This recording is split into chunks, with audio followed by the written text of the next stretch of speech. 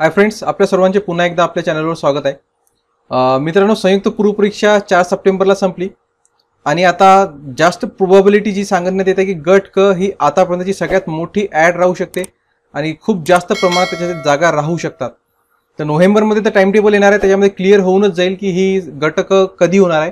परंतु आयोगानं सध्या जे ट्विट केलं होतं त्याच्यामध्ये स्पष्ट त्यांनी सांगितलं होतं की 30 सप्टेंबरपर्यंत आम्हाला मागणी पत्र जर आलं सरकारकडून तर आम्ही लगेच जी नवीन जाहिरात सुद्धा काढणार, म्हणजे नोव्हेंबरची सुद्धा टाइम टेबलची वाट तुम्हाला सुद्धा पाहावी लागणार नाही।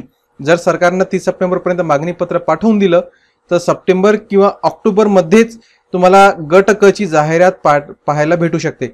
तर यामध्ये आपल्याला उशीर होऊ नये, यामध्ये आपण आता आजपासूनच सिरीज चालू करत आहे, ज्याच्यामध्ये आपण दररोज MCQ सॉल्व्ह करणार आहोत, मल्टिपल चॉईस क्वेश्चन्स, जसे आपण मागच्या वेळेस सुद्धा सॉल्व्ह केले होते। तर ही जी सिरीज आहे ही गट क असो की संयुक्त पूर्व परीक्षा गट ब 2022ला होणारी असो, सगळ्यांना कामी पडणार आहे। तर तुम्ही जर चॅनलला सबस्क्राईब केलं नसेल तर लगेच चॅनलला सबस्क्राईब करून घ्या, बेल आयकॉनला क्लिक करा, जेणेकरून येणाऱ्या व्हिडिओची नोटिफिकेशन तुम्हाला भेटत राहील। आणि मित्रांनो, व्हिडिओला लाईक करणे विसरत जाऊ नका, मित्रांपर्यंत शेअर सुद्धा करा। आणि जर तुम्हाला आरोग्य भरती द्यायची असेल, आरोग्य भरती संबंधीची तांत्रिक बॅच आपल्या चॅनलकडून लॉन्च झाली आहे, जॉईन करायची असेल खाली नंबरवर कॉन्टॅक्ट करू शकता। त्याच्यामध्ये तुम्हाला 30 व्हिडिओ लेक्चर्स प्राप्त होतील, सोबतच नोट्स दिले जातील आणि 10 टेस्ट पेपर सुद्धा दिले जातील। आणि फक्त टेस्ट सीरीज जॉईन करायची असेल तर नाम मात्र 100 रुपये फी आहे आणि पूर्ण बॅच तांत्रिक प्रश्नांची जॉईन करायची असेल तर 300 रुपये फी आहे। तर खाली मोबाईल नंबर दिलेला आहे, व्हॉट्सअपवर कॉन्टॅक्ट करून तुम्ही चौकशी करू शकता। तर चला, वेळ न करता आपण आजपासून आपल्या टेस्ट सॉल्व्ह करणं चालू करूया। मित्रांनो, भारतातील सगळ्यात मोठं ऑनलाईन लर्निंग प्लॅटफॉर्म अनअकॅडमी आता MPSC साठी अवेलेबल झाला आहे। PSI STI integrated scholarship test 5 होणार आहे सप्टेंबर 19ला 10 ते 11 वाजताच्या दरम्यान, आणि याच्यात फ्री ऑफ कॉस्ट तुम्ही भाग घेऊ शकता। पहिल्या 3 रँक येणाऱ्यांना 100% स्कॉलरशिप भेटणार आहे एका वर्षासाठी, 4 ते 13 रँक येणाऱ्यांना 75% एका वर्षासाठी स्कॉलरशिप, आणि 14 ते 20 वाल्यांना 50% स्कॉलरशिप। आणि टेस्ट फ्री ऑफ कॉस्ट देण्यासाठी SOHEL10 हा कोड यूज करून तुम्ही फ्री ऑफ कॉस्ट ही टेस्ट देऊ शकता। अनअकॅडमीवर बरेचसे प्लस फीचर्स अवेलेबल आहे जे तुम्ही जॉईन करू शकता, आणि कोड यूज केला SOHEL10 तर तुम्हाला इथे डिस्काउंट सुद्धा भेटून जाईल। प्रश्न क्रमांक पहिला, खालील विधाने विचारात घ्या।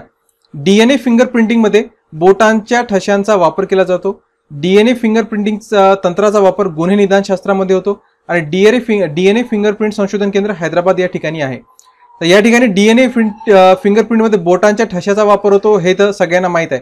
इयत्ता 6व्या वर्गाचा जो इंग्रजीचा पुस्तक आहे त्याच्यामध्ये एक लेसनच होता या DNA फिंगरप्रिंटिंग संबंधात।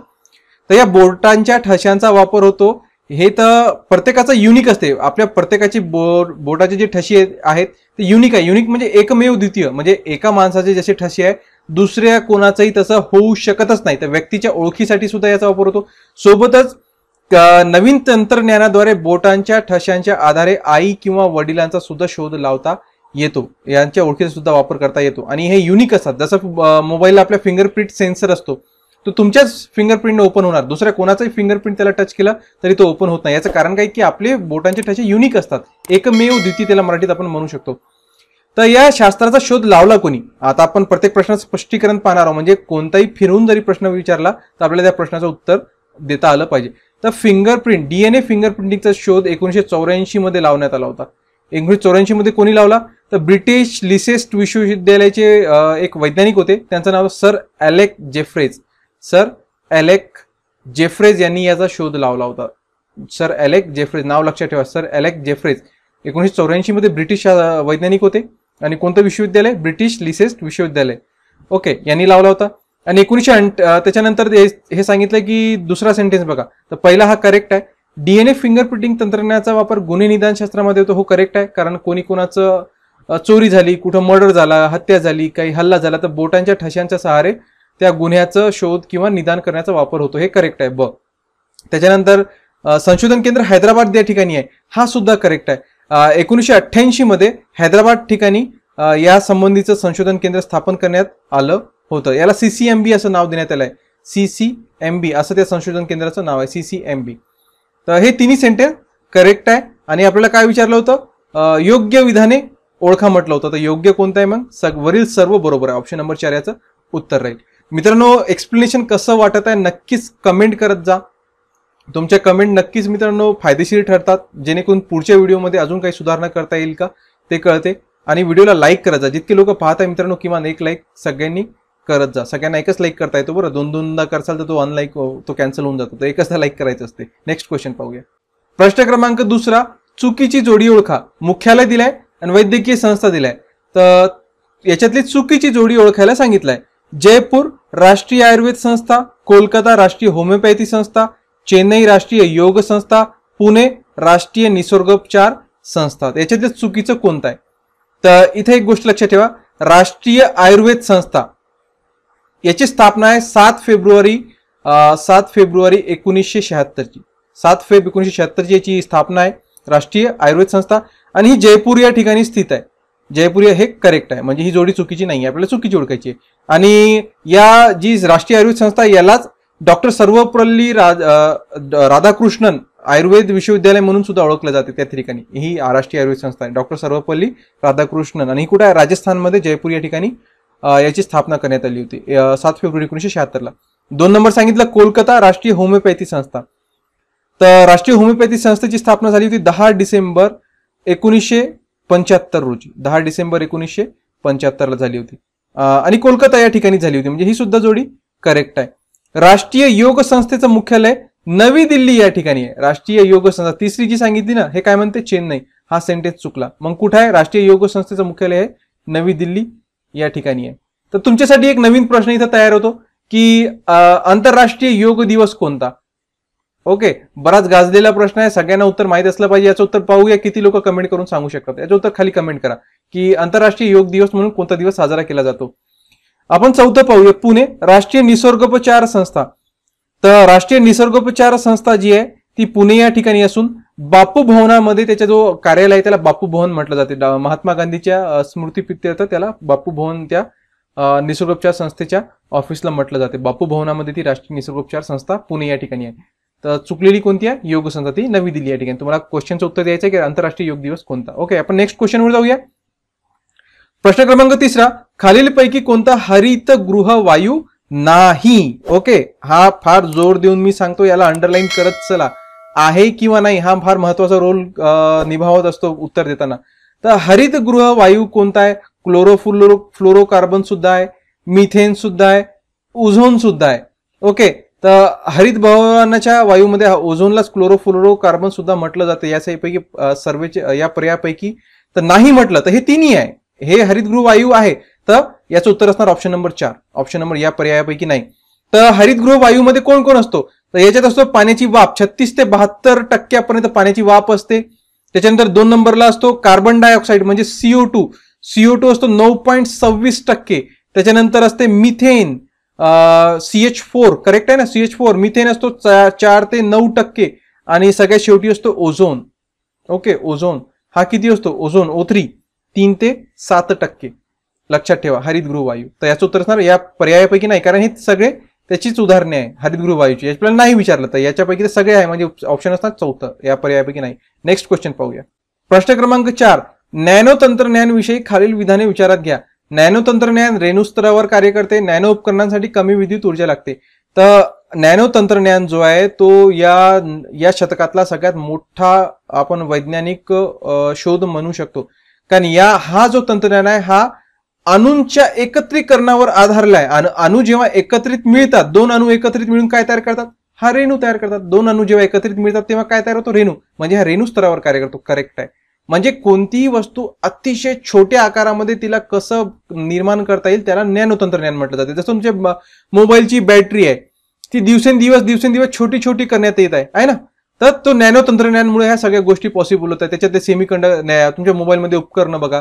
आता इतकंच नाही की अमेरिकन जी सैनिक आहे, अमेरिकन सैनिक तर मित्रांनो त्यांच्याजवळचे असे काही उपकरणं आहेत की एखादी गोष्ट विषारी आहे की नाही हे ओळखण्यासाठी त्यांना फक्त तो आपला जो बटन सेल असतो ना, बटन सेल जो घड्याळामध्ये टाकला जातो, इतका छोटा डिव्हाइस त्यांच्याजवळ असतो. आणि त्या डिव्हाइसमध्ये ते एखादी वस्तू टाकून पाहतात. जर विषारी असेल तर त्याच्यात रेड सिग्नल येऊन जातो आणि जर विषारी नसेल तर ग्रीन सिग्नल येतो. तो हा तंत्रज्ञान अमेरिकी सैनिक वापरतात. तर बघा किती छोटा यंत्र त्यांनी तयार केला आहे. तर हा कशामुळे शक्य झाला? हा नॅनो तंत्रज्ञानामुळं. आणि छोटा असल्यामुळं साहजिक आहे त्याला ऊर्जा सुद्धा कमी लागते, त्याला कमी विद्युत ऊर्जेची गरज असते. तर हा सुद्धा करेक्ट आहे. म्हणजे दोन्ही सेंटेन्स याच्यातले करेक्ट, अ आणि ब हे दोन्ही करेक्ट आहे. प्रश्न क्रमांक 5, क्रिकेटमध्ये कॅच पकडताना खेळाडू आपला हात चेंडूपासून मागे खेचतो हे न्यूटनच्या कोणत्या गतिविषयक नियमाचं उदाहरण आहे? तर क्रिकेटमध्ये बघा, तुम्ही जर क्रिकेट खेळलं असेल, साहजिक आहे सगळ्याच मुलांनी खेळलेलं आहे, तुम्ही जेव्हा कॅच पकडता, जर तुम्ही तुमचे हात कॅच पकडताना ताठ ठेवले, एकदम कडक ठेवले, तर तुम्ही पहा जो बॉल आहे तो काय करतो, उसाळी मारून बाउन्स होऊन पुन्हा कॅच सुटून जाते. करेक्ट आहे. आणि तोच तुमचे हात तुम्ही लवचिक ठेवले आणि कॅच धरताना तुम्ही कॅच बॉल आल्याबरोबर हात सुद्धा माग थोडेसे ओढले तर ती कॅच पकडणं सोपं जाते. हा जो आहे हा न्यूटनचा गतिविषयक दुसरा नियम आहे. तर न्यूटनचे गतिविषयक किती नियम आहे? याचे 3 नियम आहे. पहिला काय, तो जडत्वाच्या संदर्भातील आहे. त्याच्यामध्ये काय सांगितलं की कोणत्याही वस्तूवर बाह्य बल कार्य करत नसेल तर ती स्थिर राहते किंवा स्थिर गतीने मार्गक्रमण करत राहते. दुसरा नियम हा बलासंबंधी आहे. त्याच्यामध्ये म्हणतं, त्याचा सूत्र तयार होतो दुसऱ्या नियमानुसार, बल बरोबर असतो वस्तुमान गुणिले त्वरण. वस्तुमान गुणिले त्वरण हा नियम दुसऱ्या याच्यापासून नियमापासून तयार होतो. त्याच्यामध्ये काय, त्यातून नियम काय सांगतो की वस्तूवर कार्य करत असणाऱ्या बलांची सदिश बेरीज ही त्या वस्तूचे वस्तुमान आणि तिचे त्वरण यांच्या गुणाकारा इतकी असते, जो की हा दुसरा नियम आपल्याला सांगतो. तिसरा नियम, जेव्हा एक वस्तू दुसऱ्या वस्तूवर बल लावते त्याच वेळी दुसरी वस्तू देखील पहिल्या वस्तूवर तेवढ्याच प्रमाणात परंतु उलट दिशेने बल लावते. हा तिसरा नियम आहे. आपल्याला जो उदाहरण दिला तो दुसऱ्या नियमाचा आहे. याचं अजून एक उदाहरण झालं असेल तर एखादा जो डायव्हर आहे, जे स्विमिंग करणारे असतात ना खेळाडू, ते उंच ठिकाणावरून उडी मारतात. तर उडी मारताना जेव्हा ते पाण्याच्या जवळ येतात ना तर ते जास्त वेळ घेण्याचा प्रयत्न करतात, म्हणजे हवेत अजून 1-2 कलांटुड्या मारतात. तुम्ही पाहिलं असेल हवेत कलांटुड्या मारतात.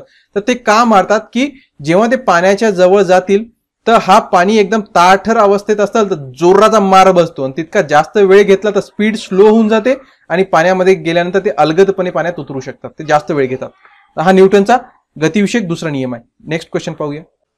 अनअकॅडमीवर बऱ्याचशा बॅच सुद्धा लॉन्च झाल्या, ज्याच्यामध्ये Garud Zep comprehensive batch for STI mains 13 September पासून स्टार्ट होत आहे. तुम्ही लिंक डिस्क्रिप्शन मध्ये जाऊन तिथे जॉईन होऊ शकता. सोबतच 15 सप्टेंबर पासून चालू होत आहे रणांगण कॉम्प्रिहेन्सिव्ह इंटिग्रेटेड प्री आणि mains batch for Rajyaseva batch number 17. Mentors तुम्हाला स्क्रीनवर दिसत आहे. त्याच्यासोबतच Mantralaya comprehensive batch for ASO mains 17 सप्टेंबर पासून स्टार्ट होत आहे आणि 20 सप्टेंबर पासून स्टार्ट होत आहे fast track revision batch for Rajyaseva mains 2021. सगळ्याच्या लिंक डिस्क्रिप्शन मध्ये दिले आहे. मित्रांनो, आजच जाण या बॅच जॉईन करा आणि फायदा उचला. प्रश्न क्रमांक 6, खालीलपैकी कोणत्या उपकरणात विद्युत ऊर्जेचे रूपांतर उष्णता ऊर्जेत होते? आता जर आपण पाहिलं ना तर हा थोडा कमी डिफिकल्टी लेवल असलेला उदाहरण आहे. टोस्टर मध्ये विद्युतचा उष्णतामध्ये होते. ओके, आपल्याला काय विचारलं? होत नाही. हीटर मध्ये सुद्धा विद्युतचं हा पाणी गरम करतो ना, उष्णतामध्ये होतो. बॅटरी या ठिकाणी बघा, याच्यामध्ये होत नाही. याच्यात काय होते? बॅटरीमध्ये रासायनिक ऊर्जेचं रूपांतर विद्युत ऊर्जेत होते आणि इस्त्रीमध्ये विद्युतचं उष्णता ऊर्जेत होते. या तिन्हीमध्ये होते. फक्त ऑप्शन नंबर 3 आहे, याच्यामध्ये होत नाही. याच्यामध्ये काय होते? रासायनिक ऊर्जेचं रूपांतर विद्युत ऊर्जेत, म्हणजे याचं उत्तर असणार ऑप्शन नंबर 3 मध्ये होत नाही, म्हणजे ऑप्शन नंबर 3 याचं उत्तर राहणार. प्रश्न क्रमांक 7, कोणत्या तापमानाला सेल्सिअस व फॅरनहाइट मधील तापमान सारखंच असते? आता तुम्हाला हा कॉन्सेप्ट मी थोडंसं समजावून सांगतो. आपला उद्देश नुसतं प्रश्न आणि उत्तर पाहणं नाहीये. प्रश्नाबरोबर आपण तो कॉन्सेप्ट सुद्धा पाहत चालू. आता सेल्सिअस आणि फॅरनहाइट नेमकं काय आहे? तर हे उष्णता मोजण्याचे एकक आहे. तर कोणकोणते एकक असतात? त्याच्यामध्ये सेल्सिअस आहे, फॅरनहाइट आहे, त्याच्यानंतर असतो त्याच्यामध्ये केल्विन एक आहे आणि रोमर एक आहे. सेल्सिअस, फॅरनहाइट, केल्विन आणि रोमर या ज्या संज्ञा आहे, हे जे तापमान मोजण्याचे एकक आहे, यांना बघा, यांच्या 2 व्हॅल्यू असतात. एक असते लो व्हॅल्यू, एक असते हाय व्हॅल्यू. ओके, सेल्सिअसची जी लो व्हॅल्यू आहे ती आहे 0 आणि याची हाय व्हॅल्यू असते 100 डिग्री सेल्सिअस, 0 डिग्री सेल्सिअस. फॅरनहाइटची लो व्हॅल्यू असते 32, हाय व्हॅल्यू असते 212. केल्विनची लो व्हॅल्यू असते 273 आणि हाय व्हॅल्यू असते 373. आणि जो रोमर आहे त्याची लो व्हॅल्यू असते 0 आणि हे असते 80. हा जो चार्ट आहे ना, हा सुद्धा एक्झाम मध्ये विचारला जाते. जर मोबाईल तुमच्या हातात तुम्ही पकडून असाल, लगेच स्क्रीनशॉट काढून घेऊन घ्या किंवा तुमच्या नोटबुक मध्ये नोट करा. हा लो व्हॅल्यू आणि हाय व्हॅल्यू सुद्धा एक्झाम मध्ये विचारल्या जातात. फॅरनहाइटची लो व्हॅल्यू कोणती किंवा हाय व्हॅल्यू कोणती, केल्विनची लो आणि हाय हा विचारलं जाते. तर यांची तुलना करण्यासाठी नाही का काही सूत्र आहे. तर याचा जो सूत्र आहे तो तयार होतो बघा असा. थर्मामीटर वजा लो व्हॅल्यू भागीला हाय व्हॅल्यू वजा लो व्हॅल्यू, हा मोजण्याचं हा सूत्र आहे. थर्मामीटर म्हणजे काय, जो काय वापरलं तुम्ही, सेल्सिअस वापरलं की फॅरेनहाइट वापरलं, के की आर. तर समजा सेल्सिअस वापरलं असेल तर हा सूत्र काय बनून जातो माहितीये का, सेल्सिअस वजा 0. लो व्हॅल्यू 0 आहे नाची, लो बघा 0 आहे सेल्सिअसची. हाय किती आहे 100, म्हणजे हाय म्हणजे 100 वजा 0. आणि मग काय होऊन जाईल, सी कोणत्याही वस्तूतून 0 वजा केली तर जी जशाला तशी राहते, सी छेद 100 असा याचा सूत्र बनून जातो. तर याचं कंपॅरिझन जर तुम्ही फॅरेनहाइट केलं तर या सूत्राचा वापर करून सेल्सिअस आणि फॅरेनहाइट ह्या दोन्ही गोष्टी 40 डिग्री सेल्सिअसला, ऋण 40 डिग्रीला समान असतात. म्हणजे सेल्सिअस बरोबर फॅरेनहाइट असतो कधी, ऋण 40 डिग्रीला. ऋण 40 डिग्रीला सेल्सिअस आणि फॅरेनहाइट याची किंमत समान असते. हा सुद्धा प्रश्न परीक्षेत विचारला जातो. मी तुम्हाला 3 गोष्टी सांगितल्या, 3-4 गोष्टी क्लिअर केल्या. या तापमान मोजण्याचे जे एकक आहे त्यांच्या लो आणि हाय व्हॅल्यू, त्यांचा सूत्र पाहून घेतला आपण, त्यांना कशा प्रकारे काढता येते, सोबतच ते सेल्सिअस आणि फॅरेनहाइट समान कधी असतात. तर सेल्सिअस आणि फॅरेनहाइट या -40 ऋण 40 डिग्रीला समान असतात. ओके, नेक्स्ट क्वेश्चन पाहूया, प्रश्न क्रमांक 8. HIV चा विषाणू खालीलपैकी कोणत्या जनुकीय घटकात असतो? सोपा प्रश्न आहे. इयत्ता 8वी मध्ये तुम्हाला या डिटेलमध्ये सायन्सच्या पुस्तकात दिलेला आहे. तर हा RNAच्या स्वरूपात असतो. कोणत्या स्वरूपात? RNA. HIV चा लॉंग फॉर्म कोण आहे, काय आहे, हा कमेंट करून सांगा, पाहूया. तुम्हाला सुद्धा कमेंट करता आला पाहिजे. HIV चा फुल फॉर्म मला कमेंट करून सांगा. आणि या HIV मध्ये जो जनुकीय घटक आहे तो ssRNA स्वरूपात असतो. कोणत्या RNA? ssRNA स्वरूपात असतो. हा विषाणूचा साईज जो आहे तो 100 नॅनोमीटर इतका असतो. या विषाणूचा साईज 100 नॅनोमीटर असतो. आणि हा काय करतो, तर हा पांढऱ्या रक्तपेशीतील ज्या T4 लिम्फोसाइट असतात, T4 लिम्फोसाइट याच्यावर आक्रमण करतो, याच्यावर हल्ला करतो. आणि HIVच्या निदानासाठी एलिसा ही टेस्ट वापरली जाते. HIVच्या निदानासाठी एलिसा टेस्ट वापरली जाते. आणि 1986 मध्ये भारतामध्ये सगळ्यात पहिला HIV रुग्ण आढळला होता. ओके, जगामध्ये सगळ्यात जास्त HIV पेशंट कुठे आहे, तर हे आफ्रिका, दक्षिण आफ्रिकेमध्ये सगळ्यात जास्त आहे.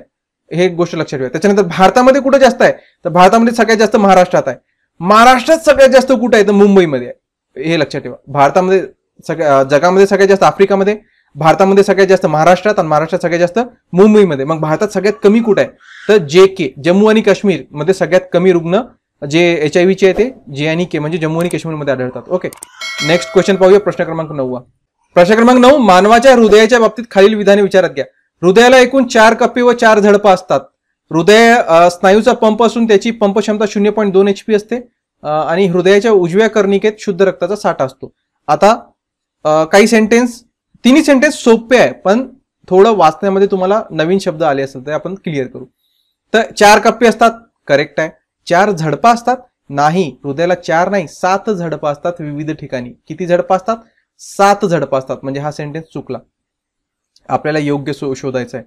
हृदय स्नायूचा पंप असून त्याची पंप क्षमता 0.2 HP इतकी आहे, करेक्ट आहे. हा सेंटेन्स करेक्ट आहे, ही गोष्ट लक्षात ठेवा. त्याच्यानंतर काय म्हटलं, हृदयाच्या उजव्या कर्णिकेत शुद्ध रक्ताचा साठा असतो. आता तुम्हाला नवीन सेंटेन्स सापडला, कर्णिका.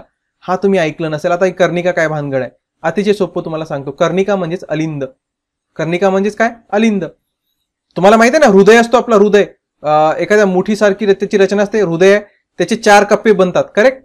वरचा जो असतो तो, वरचे 2 अलिंद, उजवा अलिंद डावा अलिंद म्हणतो आपण, करेक्ट आहे. आणि खालच्याला काय म्हणतो? निलय. हे नाव आपल्याला माहित आहे, अलिंद आणि निलय माहित आहे. या अलिंदलाच ऑर मध्ये कर्णिका म्हणतात, आणि या निलयला काय म्हणतात? मग याला जीवनिका किंवा जवनिका सुद्धा म्हटलं जाते. जीवनिका किंवा जवनिका हे कशाला म्हणतात? निलयला. तर हे गोष्ट लक्षात ठेवा. जर एक्झाम मध्ये अलिंद न विचारता कर्णिका विचारू शकते, निलय न विचारता जवनिका सुद्धा विचारू शकते. तर उजवा अलिंद म्हणजे हा वाला भाग, उजवा अलिंद, याच्यामध्ये शुद्ध रक्त असतो का? नाही, हा तर अशुद्ध रक्त असतो. कोणता असतो? रक्ताभिसरण संस्थेचा एक स्पेशल व्हिडिओ आपल्या चॅनलवर टाकलेला आहे. ते जर अभ्यासला तुम्हाला सगळे बारकावे त्याच्यातले हृदयासंबंधीचे मी समजावून सांगितलंय. तुम्हाला ते एकदम क्लिअर टॉपिक होऊन जाईल. लागल्यास मी आय बटन मध्ये तो व्हिडिओची लिंक टाकून देईन. ओके, तर हा जो आहे क, तर चुकीचा सेंटेन्स आहे. शुद्ध नसतो उजव्या अलिंदामध्ये, तर अशुद्ध रक्त. मग याच्यातला योग्य कोणता आहे? फक्त ब. फक्त ब बरोबर आहे. ऑप्शन नंबर 2 याचं उत्तर राहील. फक्त ब बरोबर आहे, बाकी दोन्ही चुकीचे आहे, अ आणि क. प्रश्न क्रमांक 10 पाहूया. काय म्हणतो प्रश्न क्रमांक 10? बघा, फुफ्फुसाचा कार्यात्मक रचनात्मक घटक म्हणून कोण ओळखला जातो? श्वसनलिका, कंठ, वायुकोश की श्वसनिका? तर फुफ्फुसाचा जो कार्यात्मक व रचनात्मक भाग आहे तो आहे वायुकोश. काय आहे? वायुकोश हा कार्यात्मक व रचनात्मक भाग आहे. म्हणजेच संपूर्ण आपला जो फुफ्फुस आहे तो वायुकोशाने बनलं असते, आणि मानवी फुफ्फुसात 750 मिलियन वायुकोश असतात, इतकी संख्या असते. ओके. आणि या वायुकोशाच्या अवतीभोवती केशिकांचं जाळं असते आणि असा हा गोल प्रकारचा वायुकोश असतो. याच्या भोवती सगळ्या केशिकांचं जाळं असते पसरलेलं आणि त्यांच्याद्वारे ऑक्सिजन देवाणघेवाण, कार्बन डायऑक्साईडची देवाणघेवाण ही चालू राहते. तर हे 10 क्वेश्चन मित्रांनो आजच्या व्हिडिओमध्ये आपण कव्हर केले.